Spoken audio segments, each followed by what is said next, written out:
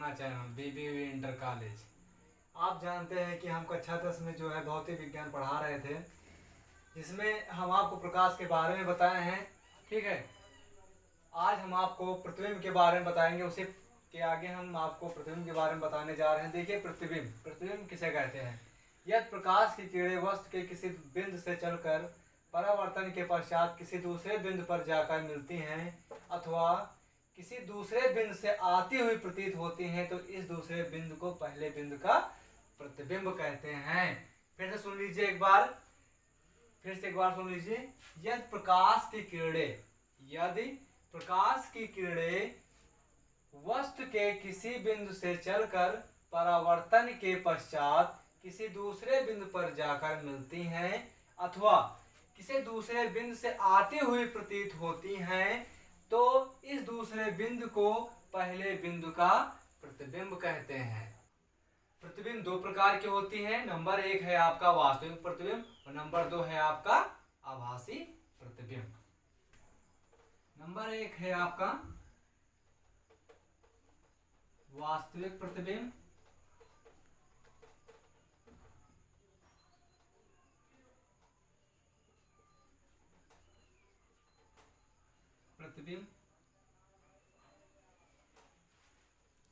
Number 2 है आपका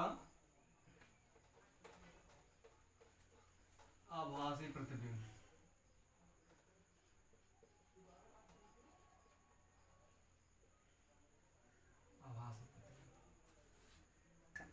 देखिए, आप इन दो पॉइंट के बारे में समझ लीजिए।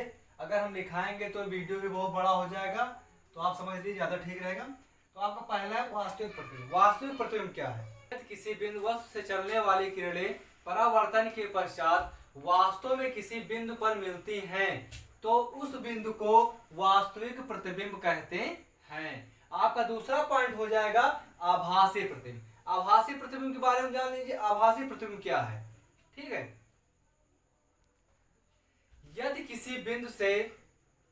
यदि कोई बिंदु वस्तु से किसी परावर्तन के पश्चात किसी बिंदु से आती हुई प्रतीत होती है, मतलब कहने का मतलब यहाँ पे बिंदु पे मिलती नहीं है, किसी बिंदु से आती हुई प्रतीत होती है, तो इस बिंदु को हम क्या बोलते हैं?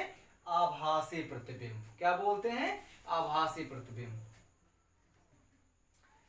देखिए, आपका जो है प्रतिबिंब हो गया। अब आगे हम आपको गोली दर्पण के बारे में बताएंगे।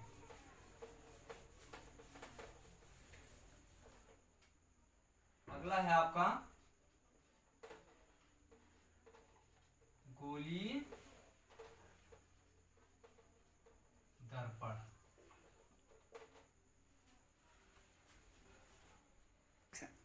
देखिए, गोली दर्पण दो प्रकार की होती है। नंबर 1 है आपका उत्तल दर्पण और नंबर 2 है आपका अवतल दर्पण।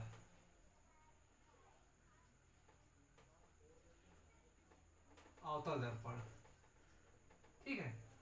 अब देखिए, उत्तल दर्पण का चित्र बनाइएगा।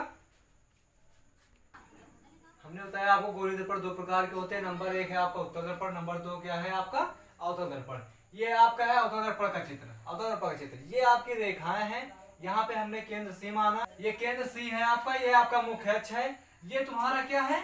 परावर्तक तल। जो अंदर वाला होता है इसको बोलते हैं परावर्तक तल, इसमें अवतल दर्पण में। और ये तुम्हारा क्या है? पी है। ये इसे क्या बोलते हैं?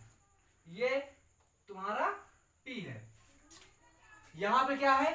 उत्तल दर्पण। उत्तल दर्पण में केंद्र क्या है? यहाँ पे सी है, मुख्य अक्ष ये आपका, और ये परावर्तक तल है।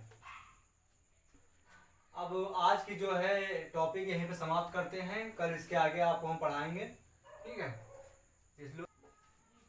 इसको आप लोग नोट कर लीजिएगा और फिर से इसको मतलब इसके चित्र को अच्छे से बना लेना।